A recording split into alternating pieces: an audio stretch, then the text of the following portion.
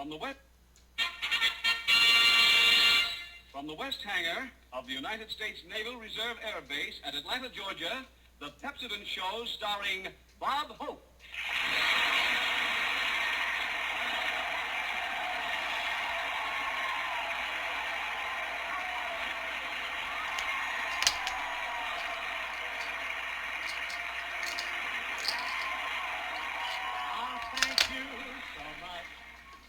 Ladies and gentlemen, this is Bob, Atlanta Naval Base Hope, telling you aviators to brush your teeth with Pepsodent, and no matter how often you bomb Tokyo, your dentist will have to do little.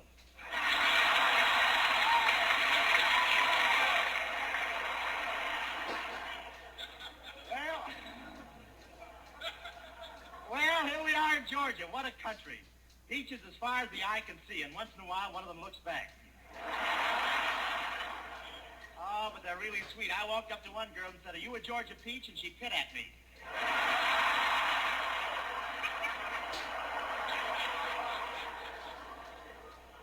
But it's a great town. You know, a picture I played of my favorite blonde is playing in one of the theaters here in Atlanta. I went down to see it, but it's hard to watch the screen in theaters here. They're still showing Gone with the Wind on the ceiling.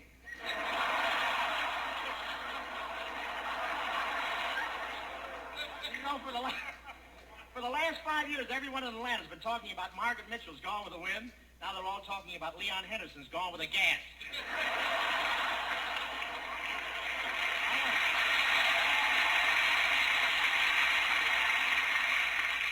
We know, don't we, huh? This gas rationing is pretty tough on the women drivers. I saw one woman driver on Peachtree Street run out of gas just as she reached a pedestrian. She had to push the car over him.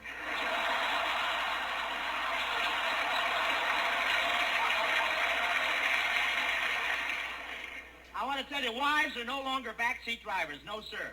They sit up on the hood now with a straw and siphon the gas tanks of the car in front of them.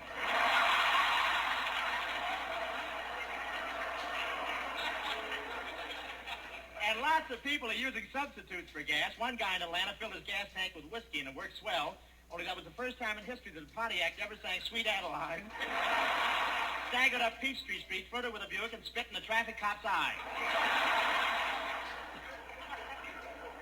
And another fellow I know poured milk into the tank of his car, but it didn't work out so good. Kept rubbing its fenders against Bull Durham signs.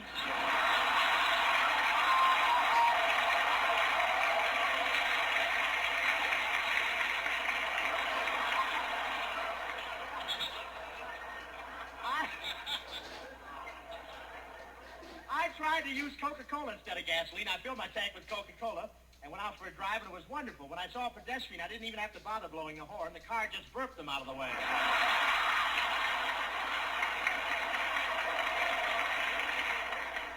And last night, I saw a soldier pushing a car down the street. I said, "Service station out of gas?" He said, "No, barracks, big crap game."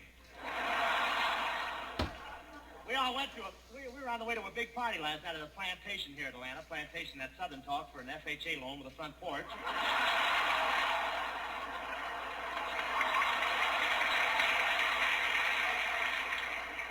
A lot of soldiers and sailors were at the party, and they had a dance, and it's tough on the girls dancing with soldiers wearing those GI shoes. One girl found out what GI meant, goodbye instep.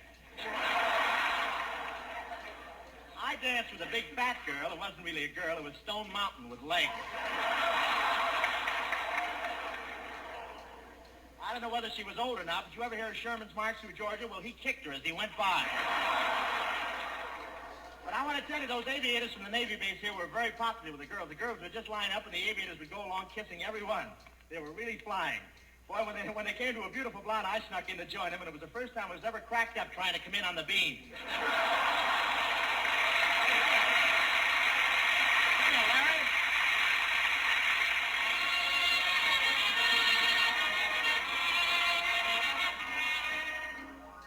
And here's Francis Langford singing Sleepy Lagoon. Here, Francis. Lagoon, a tropical moon, and two on an island. A sleepy lagoon and two hearts in tune in some lullaby land. The firefly reflects in the stream. They sparkle and shimmer. A star from on high falls out of the sky.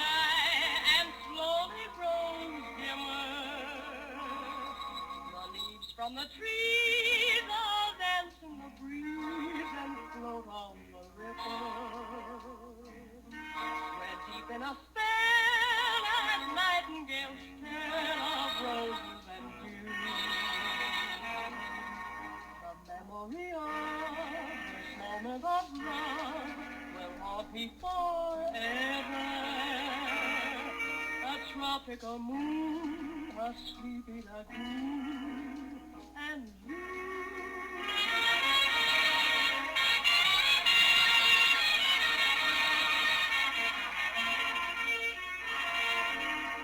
We're deep in a spell as nightingales tell of roses and dew. The memory of this moment of love will haunt me forever.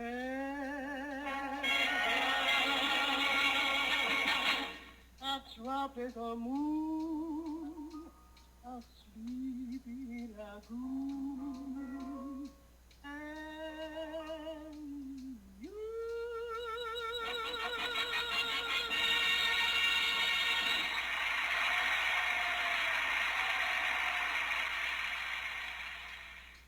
Let's pause right here. We'll return to the Bob Hope Show right after these messages.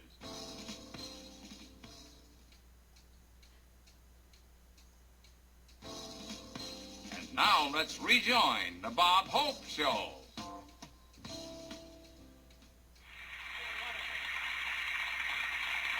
That was Francis Langford singing Sleepy Lagoon. Well, how do you like it down here in Atlanta, Francis? Oh, wonderful, Bob. Gosh, we're really traveling. Last week we broadcast in New Orleans, and now we're in Georgia. Yeah, Francis, my sponsor keeps wiring me. Keep going south. Keep going south. Gee, how far south did the sponsor tell you to go? Oh, it's of no importance. Besides, you couldn't broadcast from there anyhow.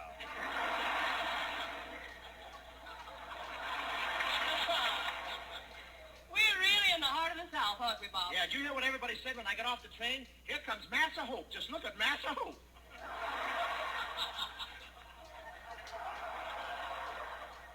Bob, I heard what they said, and there's quite a difference between massa and messy.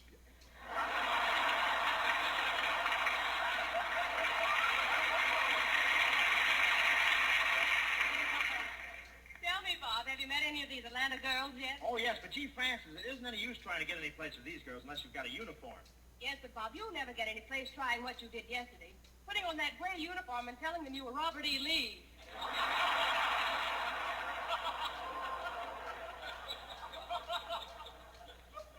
Why, everyone knows he's been dead for 50 years. Well, Skinny Ennis told him the same thing, and he got away with it.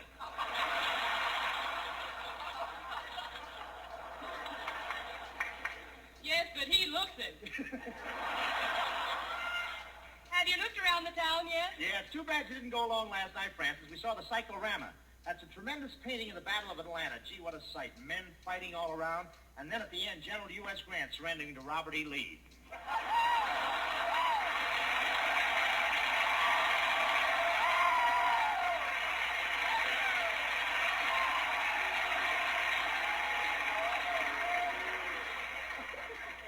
Bob, for your information, Bob, General Grant never surrendered to Robert E. Lee. Lee surrendered to Grant.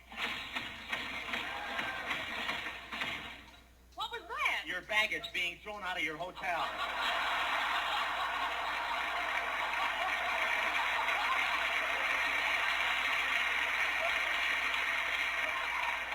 This would be a great place to start a riot right through here, wouldn't it?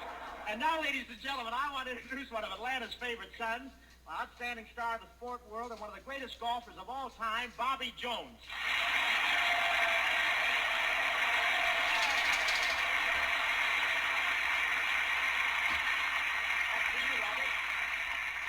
Thank you, Bob.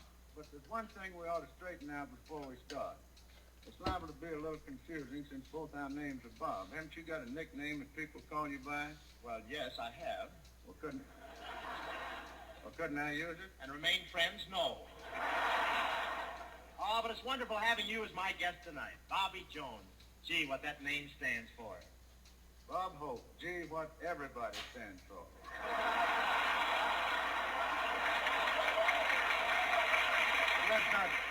Let's not quarrel, Bob. After all, I'm only an amateur golfer, and you're the same sort of comedian.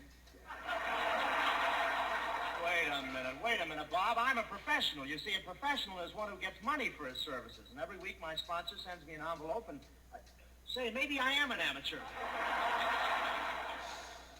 You know, I'm thinking of joining up as an aviator while I'm down here, Bob.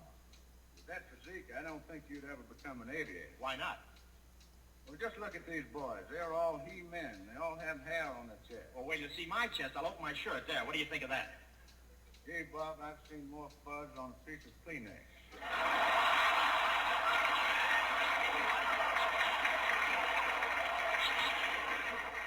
Well, look, Bob, what sort of exercise would you recommend to build a fellow like me up? Well, have you ever thought of playing golf? Well, I was out with you for 18 holes just the other afternoon. You saw what I can do. Have you ever thought of playing golf? Oh, I'm only kidding, Bob. I want to say right now that you're the finest natural golfer I ever saw. You've got the most uncanny golfing instinct I've ever come across. Well, gee, that's a pretty amazing thing to say. Yeah, it surprised me when I saw it in the script, too.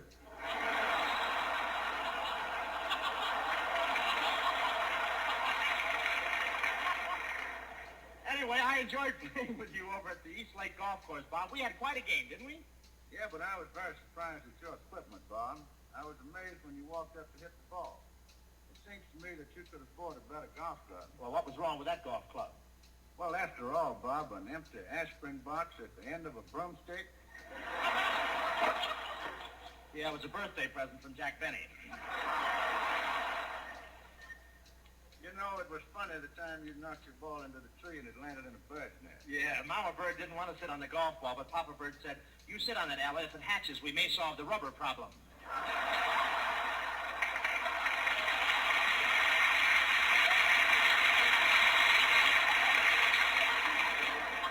But you know, Bob, you've been quite a help to me with those movies you've made on golf. I've seen all of your shorts. Well, I've seen some of your shorts, too. You've seen some of my shorts? Yes. Must you drive them out the window of the Biltmore Hotel?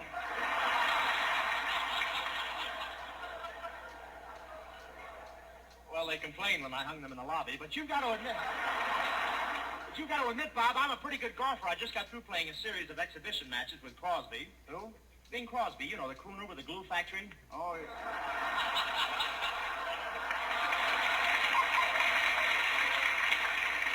We know, don't we, losers? Oh, yes, well, he's really a great golfer. Well, why shouldn't he be? He's got a head start. What do you mean? Well, look at him with that house full of caddies. Anyway, I don't like playing with Crosby very much. He makes me nervous. He makes you nervous? How? Well, the other day I yelled, I got a birdie, and he ran for his gun. He thought I meant a stork.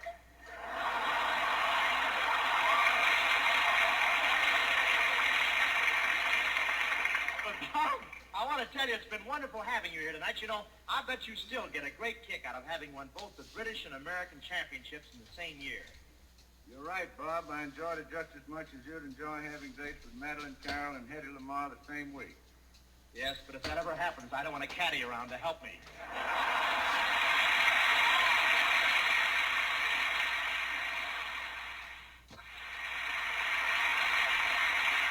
Thank you, Bob Jones. And ladies and gentlemen, I think I should add that Bob Jones is donating his salary check tonight as the initial contribution to Atlanta's war relief campaign starting in a couple of weeks. I think that's a grand gesture.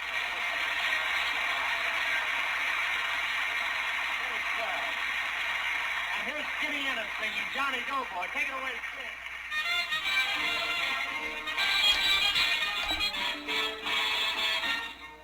Johnny Doughboy found a rose in Ireland. Should have had a flower that it ever grew. For the blondie in a house took him back to old New York, where his mother sang the sweetest Johnny too. Johnny Doughboy found a rose in Ireland, and she stole his heart with smiling eyes of blue. He said, darling, 'tis my duty to make an American beauty of a sweet Irish rose like you.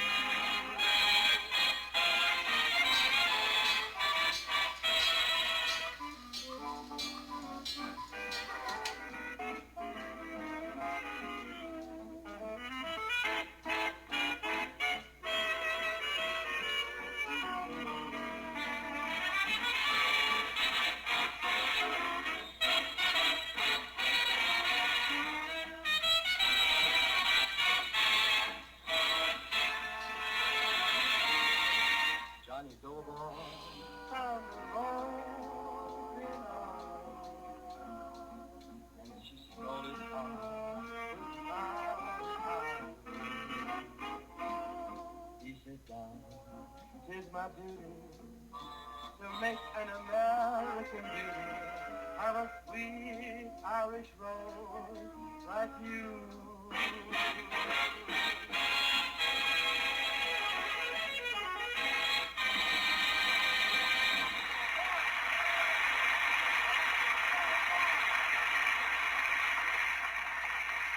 What that Keesler Field band is going to do that. A good band. All right, Larry. Say, Larry, did you ever hear of a budget stretcher? A what? A budget stretcher. You know, a mechanical gadget that will stretch that budget. Well, frankly, no. But I can tell you a story with a hot tip in it for getting twice as much for your money. Now listen, two women go shopping. They both buy toothbrushes. One gets more for her money than the other. Now she's a smart gal. Well, what did she buy? A Pepsodent 50 Tough toothbrush. And why did she get more for her money? Well, for one thing, she gets twice as many tufts in a Pepsodent brush. Twice as many tufts in a small, compact head. Now this means double the cleansing power. And she gets nylon bristles that are stronger, more durable than ever before, and yet kind to her gums. Oh, I get it. And say, besides that, she gets a cash certificate worth 10 cents in extra spending money. That's right. Packed right in a sealed glass container with every Pepsodent 50 Tough toothbrush. There's a cash certificate you can use like a dime for anything you want in the store. Any item costing 10 cents or more.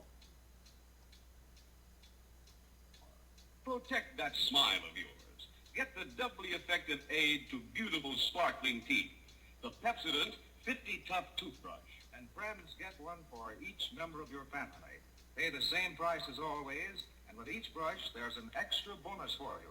A cash certificate worth 10 cents extra spending money.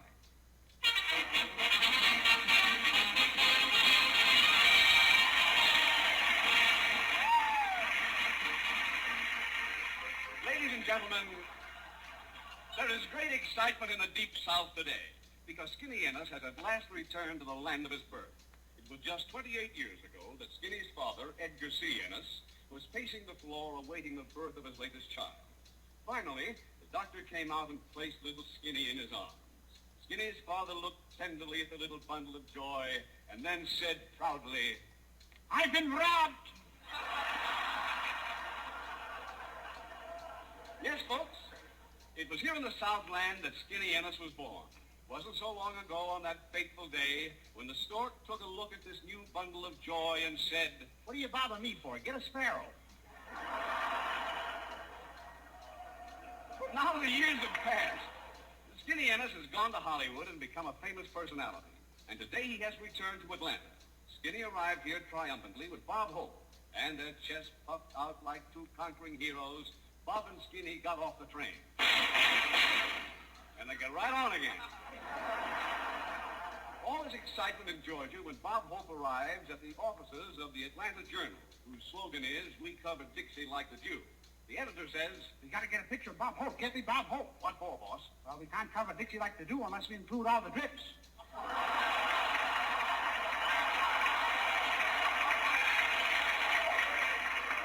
As you all know, folks, the South is famous for its atmosphere.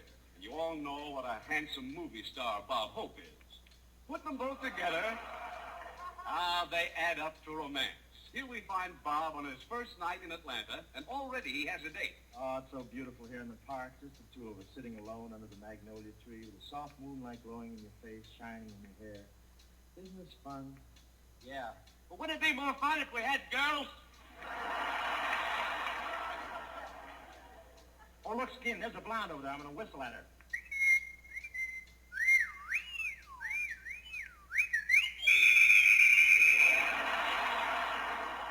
always an SP around someplace. Hey, look, Bob. It's Francis Langford. Hiya, Fran. Hello, Stan. Hello, Bob. Look, boys, I got some advice for you. You won't get any dates in Atlanta. The girls around here only go for aviators, like these handsome boys here at the Naval Reserve Air Base. Yo, what? Francis, what have they got that I haven't got? Nothing except theirs doesn't look like it made a forced landing. Well, I can't understand why girls don't like me. I always take them dancing, show them a good time. What do you do when you go out with a girl, Skinny? I got better ideas than that. Man, I'd take him up on Stone Mountain and puke and spit the thought.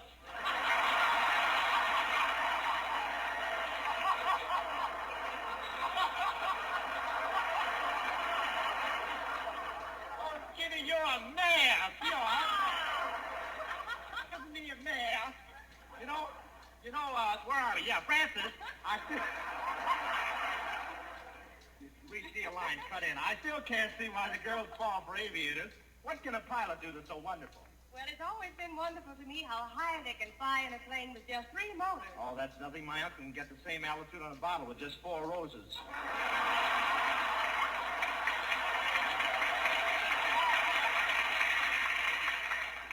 But still, maybe you're right about the girls going for flyers. Come on, Skin, I know just a place where we learn to be aviators, the Kelowna Flying School. Let's go.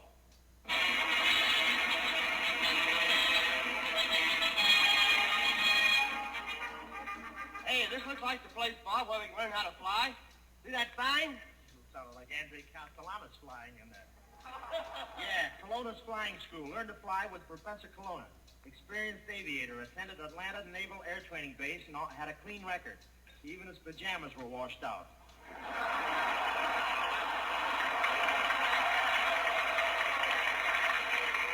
I wonder where the professor is. Hey, Kelowna, we want to talk about taking your flying course. Where are you? Run for your lives, everybody. Here comes a boll weevil. Kelowna, why do we have to be afraid of a boll weevil?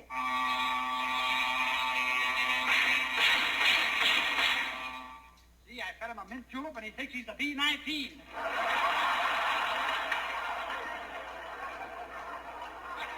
Never mind that, Professor. I want you to teach me how to fly. So you really want to become an aviator? That's right. Of course, I'd rather be a sailor in the Navy.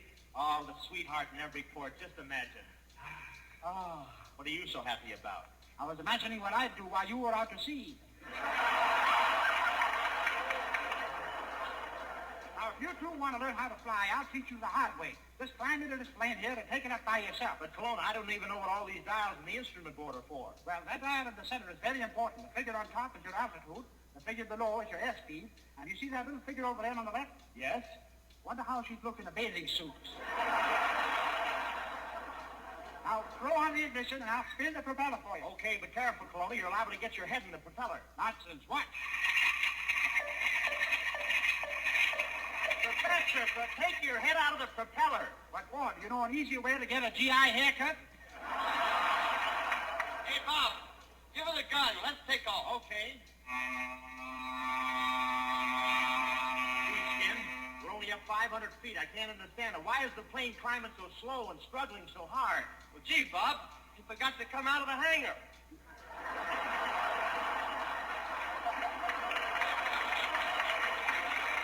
I was wondering why it was so dark. Say, here we go. We're way up in the air now. 20,000 feet in Skin. I don't like this parachute I've got. Why? What's wrong with that parachute, Bob? Well, I just peeked in there and I saw 2 silkworms, and one of them kept yelling at the other, "Hurry, Margaret, you've got the whole top to do yet."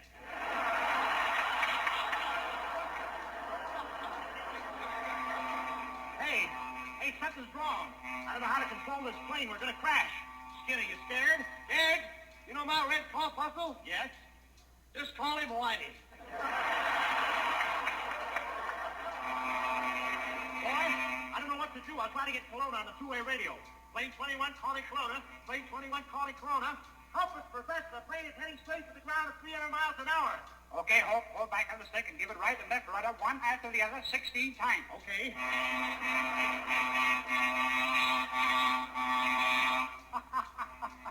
Doesn't help, but looks exciting from here.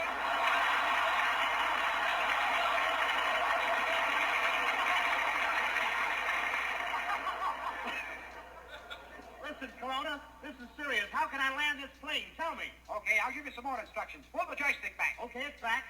The other arm stick beside it. Okay. Push it forward. All right. Now the joystick back. Okay. The other stick forward. I got it. Now both back. Okay. Both forward. Okay. Yeah, I'm making the sticks go, but what are they doing? Underneath the floorboard, they're knitting a sweater.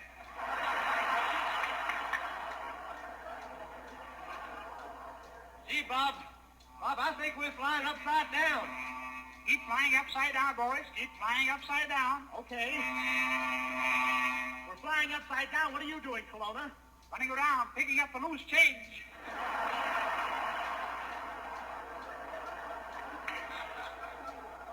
How high up are you, boys? We're up 10,000 feet. Well, go as high as you like. In that plane, you don't have to worry about ice on the wings. Why not?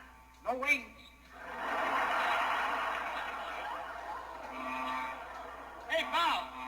Hey, we're running out of gas. We're 20,000 feet up, man. Well, Skinny, there's only one thing to do. We'll have to bail out. You're not afraid, are you? No, of course not. You're not afraid, are you, Bob? Of course not. Open that door. Now hold hands and we'll jump together. 1, 2, 3, jump! Well, we'll have to think of something else.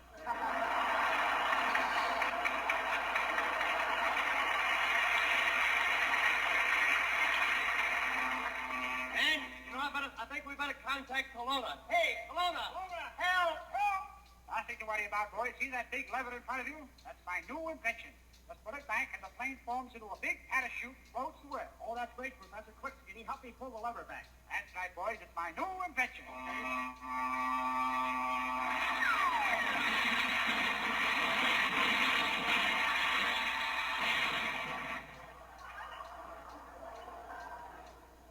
Of course, it hasn't been perfected yet.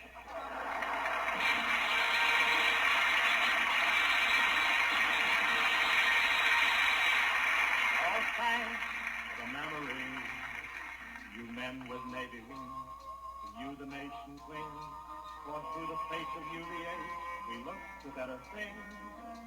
And thank you so much. Ladies and gentlemen, next week, we'll be back at the same time broadcast from the United States Marine Base at Quantico, Virginia.